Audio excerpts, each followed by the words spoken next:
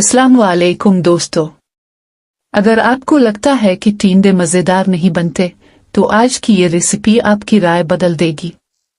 इतना मज़ेदार और मसालेदार टींडे चिकन बनेगा कि घर वाले बार बार मांगेंगे। तो आइए शुरू करते हैं। आज मैं आपके साथ शेयर करने जा रही हूँ एक बहुत ही मज़ेदार, आसान और घरेलू टींडे चिकन की रेसिपी। अगर आप रोज़ाना एक ही तरह के सालन खाकर बोर हो गए हैं तो ये रेसिपी ज़रूर ट्राई करें।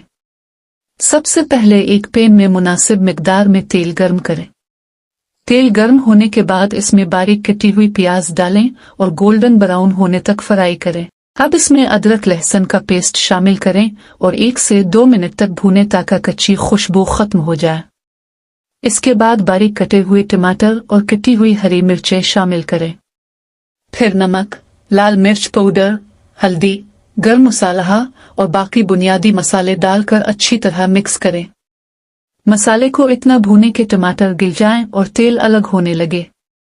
अब चिकन शामिल करें और तकरीबन 5 मिनट तक तेज आंच पर अच्छी तरह भूनें ताकि चिकन मसालों का जायका अच्छी तरह जज्ब कर ले।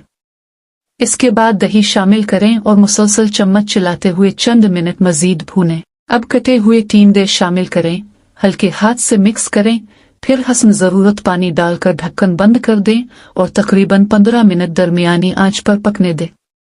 15 मिनट बाद ढक्कन हटाकर सालन को चंद मिनट मजीद भूनें ताकि ग्रेवी अच्छी तरह गाढ़ी हो जाए। आखिर में ताज़ा हरा धनिया छिड़क दें।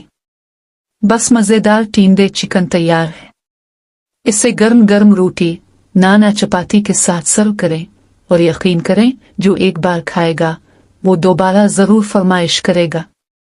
अगर आपको ये रेसिपी पसंद आई हो तो वीडियो को लाइक करें, अपने दोस्तों के साथ शेयर करें